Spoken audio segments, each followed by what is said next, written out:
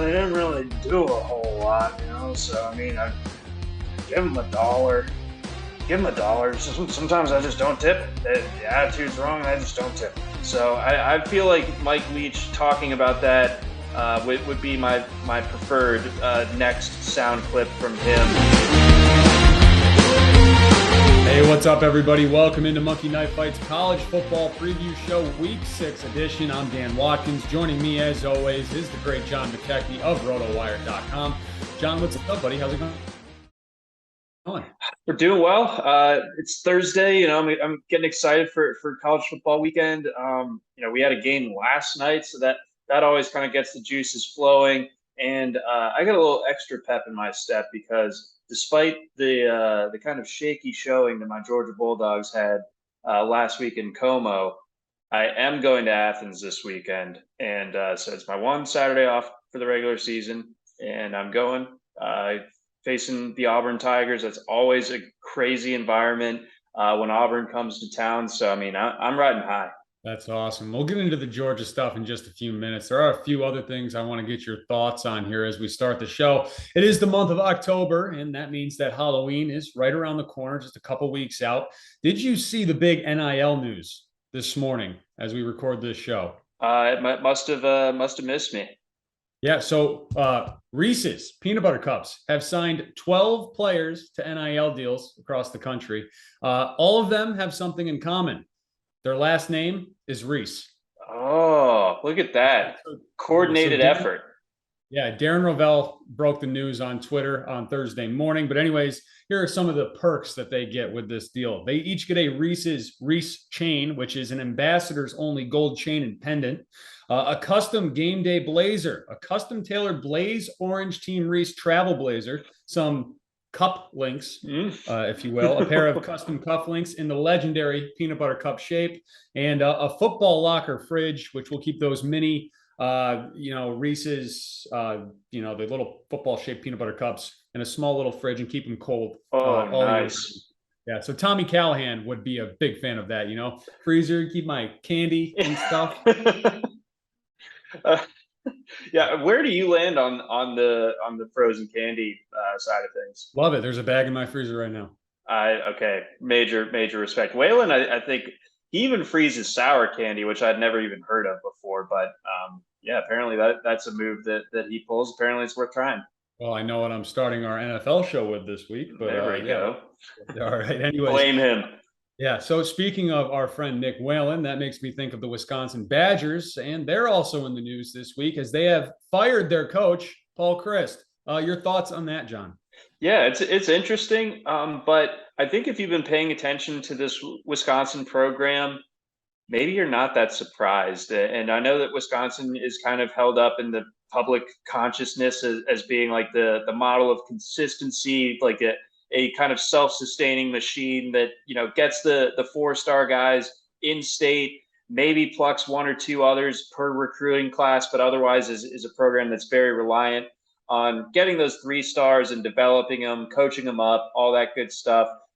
But it feels like the landscape change in college football is one that's going to hurt programs like Wisconsin. And, Paul Chryst, a Wisconsin guy through and through during Big Ten media days, kind of had a surprising tone. The reporters are asking him questions, kind of under the assumption that, oh, Chryst, you're gonna be there forever. And he's like, I don't know if I'm going to be here next year. And I don't know if he was being prescient or if he knew something was up. But either way, something's been brewing here. And I definitely noticed a souring of the tone when it comes to the Badger fans that I talked to, especially after that Washington State loss. I think that their antenna were up after that one.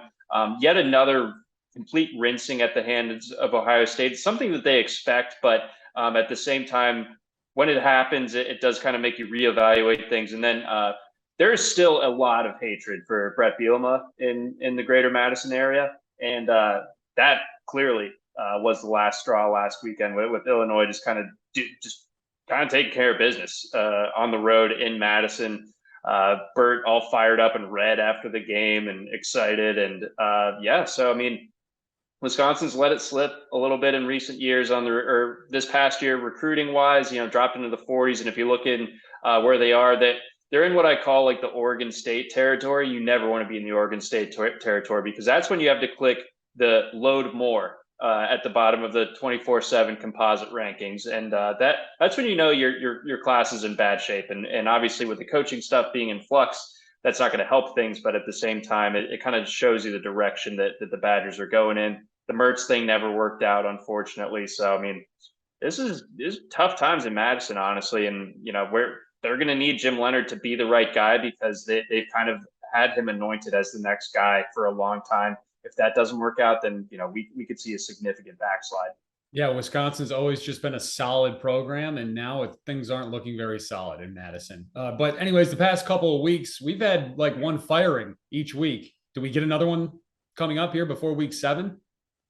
I'm trying to rack my brain as to who even would be on the hot seat. I've seen some facetious ones about Jimbo Fisher, and I'm sure that Alabama is going to do things to A&M this weekend that are going to make those maybe a little bit more serious. But I think the buyout's still too crazy for anything like that to happen to Jimbo mid-season. I think they'll keep him around as long as he keeps banking those recruiting classes. So I can't quite picture one this week, but yeah, I mean, it's been wild how willing some of these programs have been to part with their coaches early in the season. That used to be something of a rarity, but clearly, and to me, it's like an admission of just a kicking the can down the road, an avoidable mistake, something that you could have done last December, and ultimately it ends up costing you early in the season, costing this season, and then you're ahead on this coaching cycle, but you're kind of behind overall. So it shows poor planning on the perspective of those programs. Unlikely, but you can't rule it out. So anyways, moving on, let's get to 5 furious questions, John. And let's start off with question 1, which is scale of 1 to 10, your level of concern with Georgia after 2 sloppy weeks. 2.5.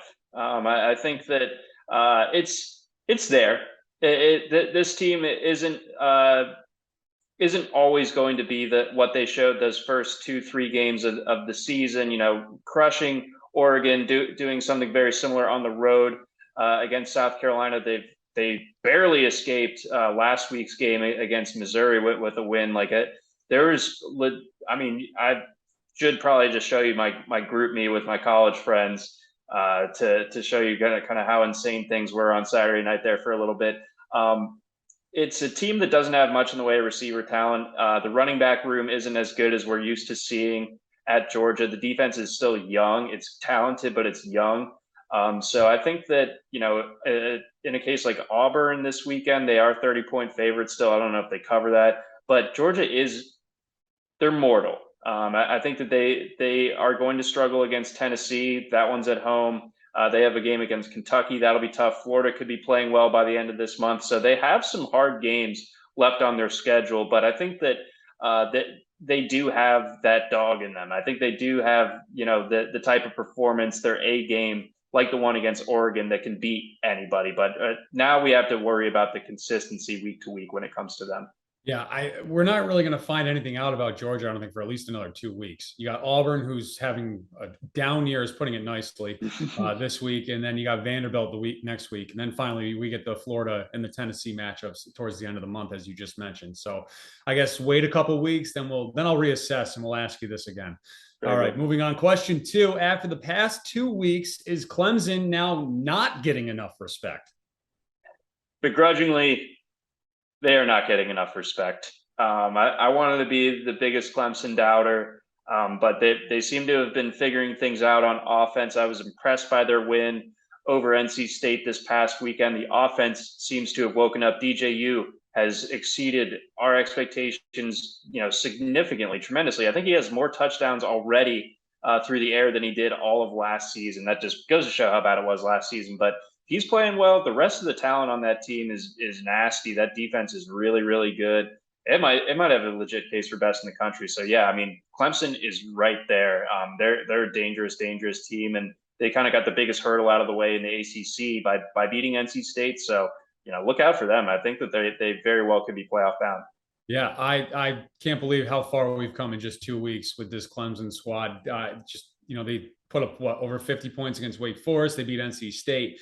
Just what a difference 2 weeks makes, and what a difference it makes when you learn how to use your quarterback the right way, which they're doing with DJU. And they got I think, a sneaky tough game at Chestnut Hill in the red bandana game. Can't rule out the Eagles when they got the Wells Crowther jerseys on Saturday night. Number 3, do we not appreciate Oklahoma State enough as a program? And I'm asking you this because Oklahoma State's Twitter account retweeted Reddit College Football, who was like some fan message board of just not respecting Oklahoma State enough.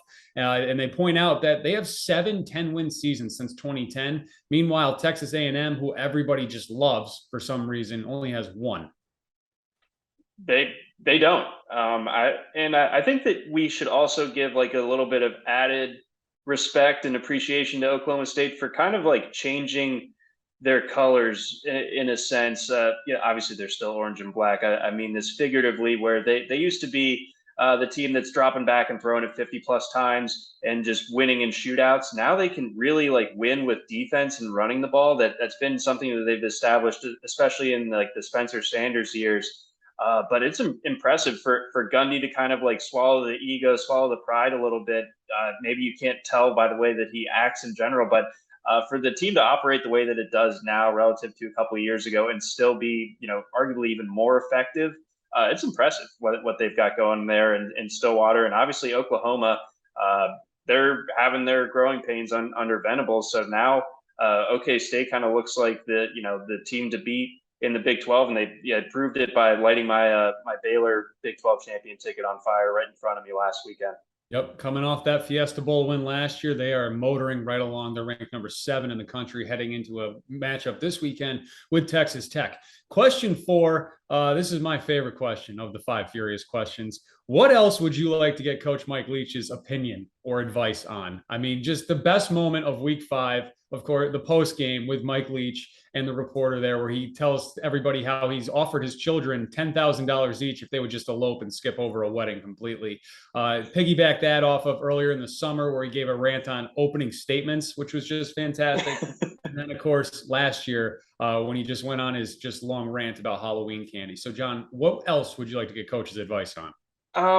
This one, less advice, more topic based, but I want Mike Leach's opinion on, when you go to like a Starbucks coffee shop or somewhere where you're not getting full service, you just order at the counter and they give you whatever it is that you're in the store to get. And they flip the tablet over to you. They haven't really done a whole lot other than just like process your order. And there's a tip button. I think that Mike Leach, his opinion on that, well, they didn't really do a whole lot, So, I mean, I give them $1. Give them $1. Sometimes I just don't tip them. The attitude's wrong, and I just don't tip them. So I feel like Mike Leach talking about that would be my preferred next sound clip from him. I'd love to get his opinion on that, because I always feel like guilty hitting the no tip, but like at the same time, like nothing's really happened there that warrants a tip. I don't know. I don't want to be that guy. I don't want to sound like that guy, but that's kind of where I'm at. And I would like to know Leach's thoughts on it as well. Maybe it made me feel better. I feel like that one could also go in an entire different direction, because I'm not sure that Coach Leach uses a credit card. He seems like a cash to me. He seems like he's just got like the fat stack that he just, flips out a couple bills and hands them over. But I have 2 that I would love to hear from Coach Leach. The self-checkout at the grocery store. Oh, yeah. If you're going too slow, which there's a lot of people that do that. My big thing, if I was ever to run for office in this country, age limits on self-checkouts.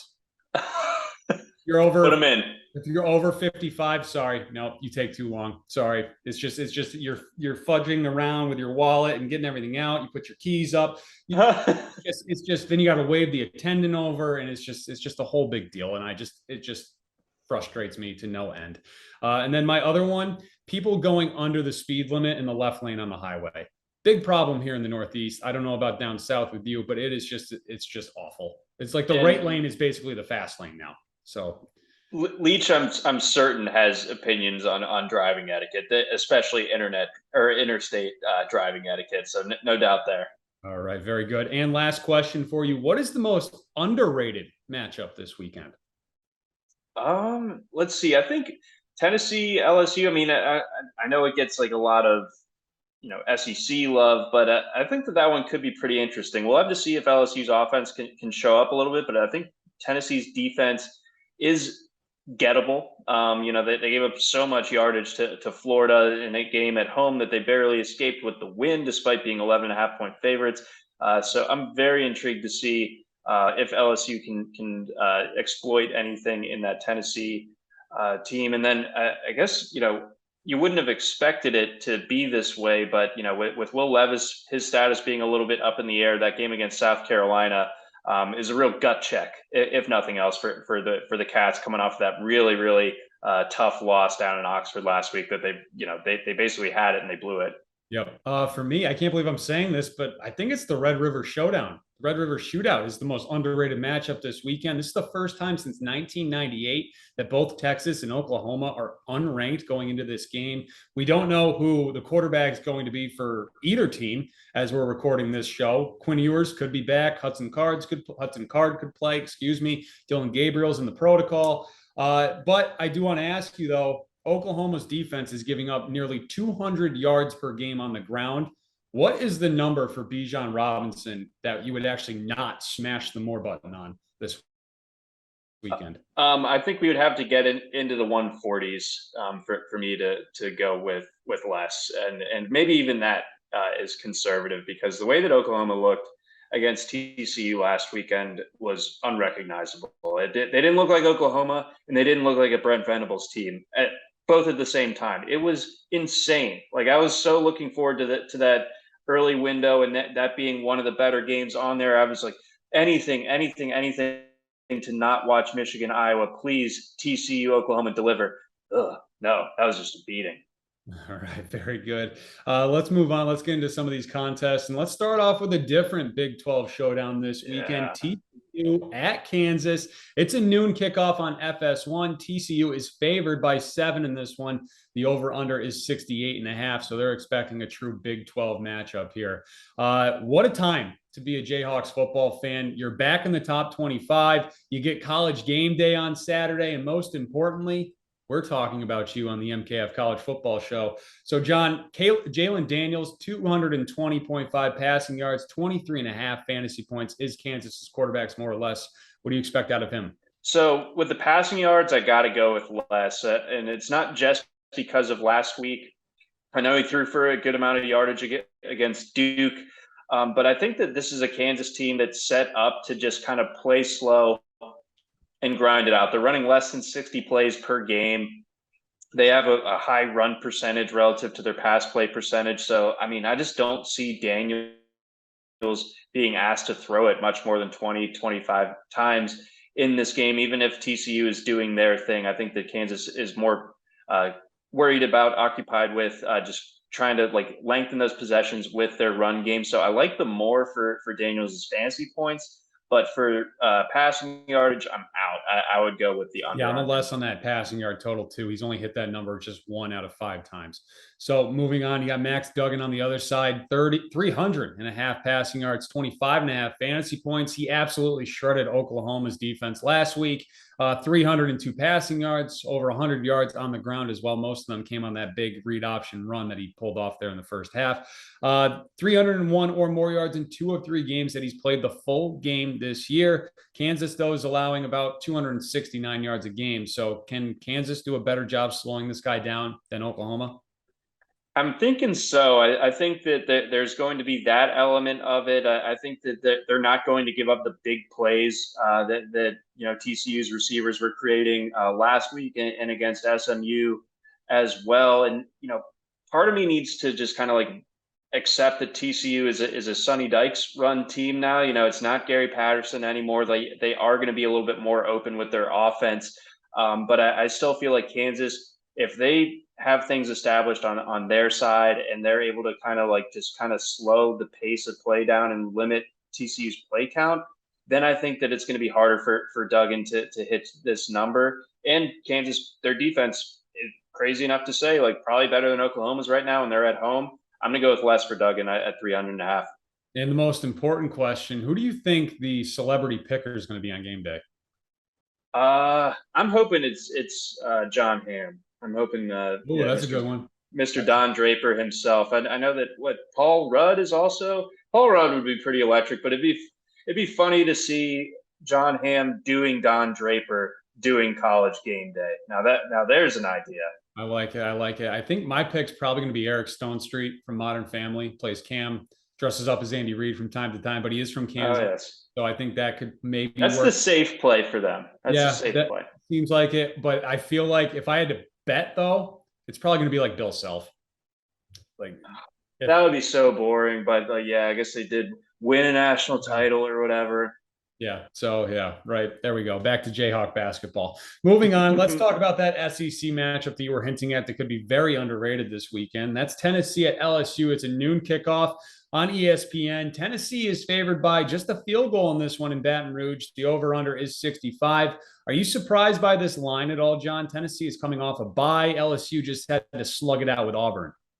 I am. I think everyone is. I think that everyone's knee-jerk reaction is that's way too low for Tennessee. So that's some deference definitely to LSU and the home field advantage that they get there in Death Valley. Tennessee has been dinged up. They definitely weren't at full strength against Florida. I think the hope is that they get some of those guys like Cedric Tillman back for this one. So we just look at this LSU team, and again, I question whether their offense can be the one to really like make Tennessee sweat. So I do like Tennessee to cover this number, even if it feels like almost like a trap type of line. I still like the Vols in this spot. Yeah, I do too. And let's talk about their quarterback, Hendon Hooker, 300.5 passing yards, 25.5 fantasy points is his more or less. He's reached 301 or more in 2 of 4 games. And he also finished with 298 on just 14 completions against Akron. But LSU's defense allowing just 185 yards a game through the air. But this is by far the best quarterback they've played so far. So I'm going to go with less for both, and that's why I think that there's something to be said for this game being pretty interesting here. I think that LSU knows that they limit Hendon Hooker, and this really could be a game that they could win outright. Again, I know I just said I like Tennessee to cover this one, but I think that's what LSU is going to try to do: try to limit the best player on Tennessee, and I think that we're going to see Hooker maybe struggle a little bit here. I mean, it's going to be loud. It's going to be a crazy environment, hostile with it being on the road. And I think that we're going to see him, maybe that efficiency drops down a little bit. Maybe he ends up with like closer to 250 passing yards. And if he's not getting in the end zone, then I don't like his fantasy number either. So I'm going with less and what ends up kind of being a lower scoring game for these Vols. All right. Jaden Daniels, 230.5 passing yards. He's thrown for 231 or more just once this season. But Tennessee ranks 128th in the country when it comes to passing yards allowed. They're allowing 309 yards per game. Yeah, I mean, Jalen Daniels is a good player. I don't think that this offense is particularly explosive, but I think that Daniels is a very solid quarterback. I know he's been a little bit dinged up of late, but 230.5 against this defense when he's at home, I do like that number. So as crazy as it sounds, I like the more for him. All right, Kayshon Boutte, 50.5 receiving yards is his more or less. Just 11 catches through 4 games. Brian Kelly says they're trying to get him the football, but he's getting double covered a lot. But against this pass defense, John, like we just talked about, are you putting out the Boutte call in Baton Rouge this weekend? Booty call is on for this weekend. If I'm liking the Daniels more than 230.5, then Boutte has to help the cause. Boutte will help the cause here. So give me more than 50.5. I think this is his breakout spot. Love it. All right, moving on. Let's talk about A&M and Bama real quick. That's the 8 p.m. CBS primetime kickoff. Alabama favored by 24 points. The over-under 51. You think the executives at CBS are kicking themselves a little bit for picking this as their primetime game this year? A little bit, but also no. I mean, like, who could have seen it coming to this extent, especially on the A&M side of it? Like, even if A&M came into this game with 1 loss, which you could have expected, then you still would have thought that this would have been pretty good. But them losing to App State, them losing to Miss State, the Miss State one really chaps me because it's like, you know what Miss State's going to do, and you still couldn't do anything to stop it. Like, come on now. The offense is just brutal.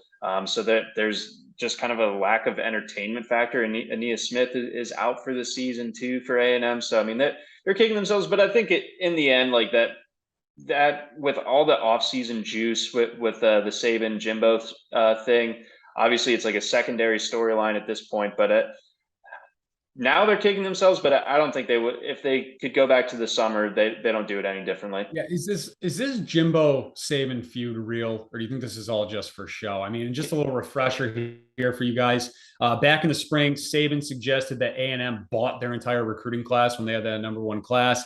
Fisher responds with, quote, "Some people think they're God. Go dig into how God did his deal and find out about a guy. There's a lot of things you don't want to know." He then called Saban a narcissist, and now they've kind of kissed and made up this week. Just saying it's all in the past.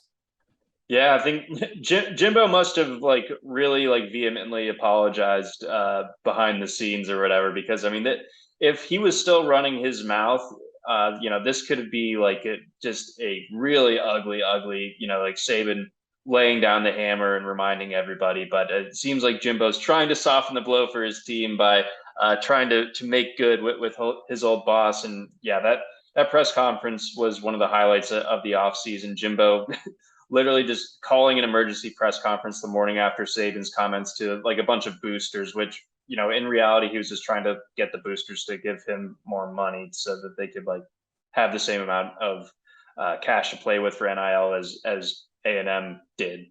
But either way, excited to see this one, but I do feel like that we've got another Alabama whooping coming here for A&M, and I think they could even do it without Bryce Young.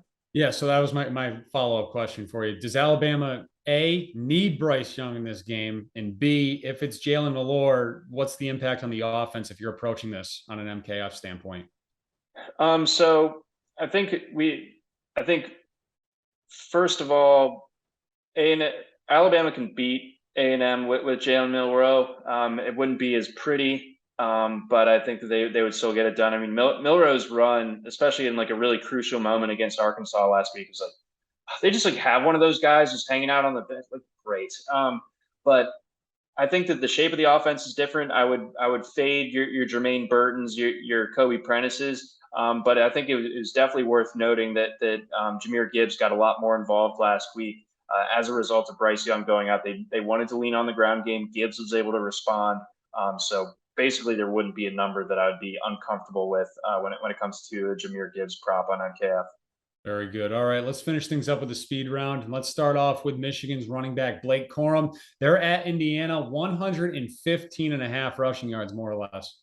More. Guy's unstoppable. This is very reminiscent of when Corum got hurt last year. Hassan Haskins starts getting 30 carries a game, starts crushing. I think that Corum basically is getting that, but I think Corum even is a more talented player, so give me more. All right, Florida's quarterback, Anthony Richardson, taking on Mizzou, 23.5 fantasy points, more or less. Richardson, the bane of my existence. When I'm off him, he's on. When I think he's going to crush, he doesn't. Mizzou, I think that they kind of spent themselves last week, and I think that Florida, coming off of the bye, I believe, or FCS opponent, whichever it is, they are going to be just fine. I think Anthony Richardson clears this number. That's at the Swamp too, I believe. Moving on, we got a fun one in the Pac-12. Utah's quarterback Cam Rising at UCLA, 250.5 passing yards. This one is really tricky. I hate doing it, but I'm going to go with less. I think that Rising has a good game, but he doesn't need to throw for a ton of yards to have a good game by like Utah standards. Like I think he just plays like a souped up game manager type of role here. So I will take less. All right. Now on the other side, Dorian Thompson Robinson against Utah, 250.5 passing yards. This is a buy-in factor game for the Bruins. Do you believe? I don't believe yet. The numbers showed that Washington was kind of fraudulent and going into last week's game. So I wasn't totally shocked that UCLA got that done. I think Utah is a different story. I'm going to go with less here. I think it's going to be a long day for UCLA. All right. And then back to the Big Ten. We'll go with Aiden O'Connell, Purdue's quarterback, 300.5 passing yards at Maryland. Maryland's secondary is not particularly good. The weather should be fine. So this sets up nicely for Purdue, a team that simply does not really care about running the ball. So Aiden Hutchinson throwing it 50 times, he can get there. All right. And on the other side, you got Tua's brother, Talia Tungavailoa, 300.5 passing yards, more or less. This is a great line. Gotta say, gotta give it up to the MKF people. This one I'm really torn on. I'm going to go with less, however. I think that Talia has a good game, but I think the turnovers, maybe limit some of those Maryland possessions here. I'm going to go with less. All right. Very good. Anything else this weekend we should have our eye on, John? Follow me on Twitter. Maybe I'll be posting live updates from Athens. So check that out. This is a keep your shirt on game, though, right? I mean, there's no taking your shirt off against a bad Auburn team, is there? I don't think so, but you never say never when it comes to me and wearing a shirt. Fair enough. Love it. Love that motto. Love that methodology. All right. Thanks for watching, guys. Don't forget to hit subscribe on our YouTube page at Monkey Knife Fight, and good luck in your contest this weekend.